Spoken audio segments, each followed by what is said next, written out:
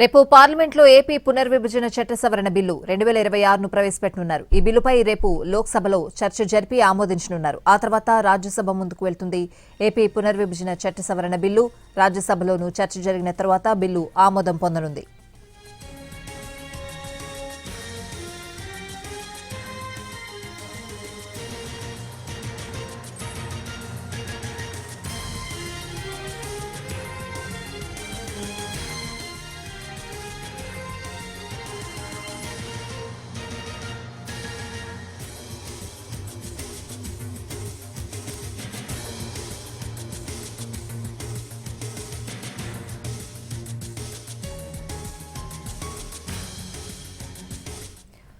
రేపు పార్లమెంట్లో ఏపీ పునర్విభజన చట్ట సవరణ బిల్లు 2026ను ప్రవేశపెట్టనున్నారు. ఈ బిల్లుపై రేపు లోక్సభలో చర్చ జరిపి ఆమోదించనున్నారు. ఆ తర్వాత రాజ్యసభ ముందుకు వెళ్తుంది. ఏపీ పునర్విభజన చట్ట సవరణ బిల్లు పూర్తి వివరాలు అడిగి తెలుసుకుందాం.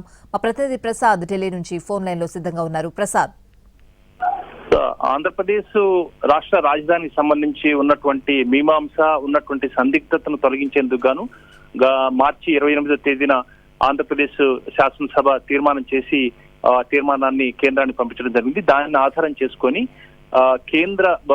కేంద్ర పరిధిలో ఉన్నటువంటి అన్ని అంశాలను దృష్టిలో పెట్టుకొని దీనిపై చట్టబద్ధత కల్పించేందుకు గాను ఒక చట్ట సవరణ బిల్లును తీసుకొచ్చేందుకు కేంద్ర ప్రభుత్వం ఆ మేరకు నిర్ణయం తీసుకుంది. ఈ నేపథ్యంలో రేపు ఎల్లుండి 2 రోజులు మాత్రమే పార్లమెంట్ సమావేశాలు జరగబోతున్న సందర్భంలో రేపు లోక్సభలో ఈ ఆంధ్రప్రదేశ్ పునర్విభజన చట్ట సవరణ బిల్లును ప్రవేశపెట్టబోతున్నారు. ఆ తర్వాత 1 గంట పాటు చర్చ జరిగే అవకాశం ఉంది. ఆ తర్వాత దానిపై ఆమోదం తెలిపే అవకాశం ఉంది.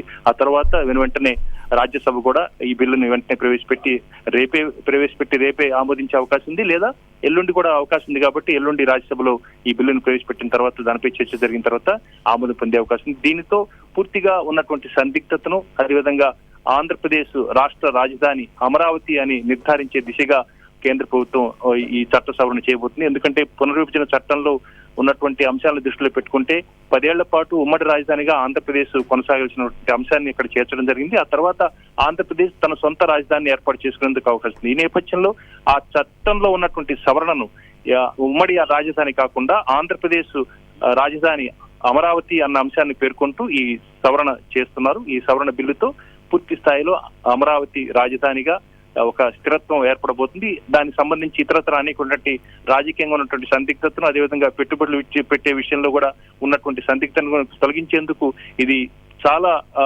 వ్యూహాత్మకంగా, అదేవిధంగా చట్టబద్ధంగా తీసుకోవడంతో దీనికి ఒక స్థిరత్వం, ఒక రూపం ఏర్పడేందుకు అవకాశం ఉంది. ఆ మేరకు రేపు లోక్సభలో ఈ బిల్లు ప్రవేశపెట్టబోతున్నారు.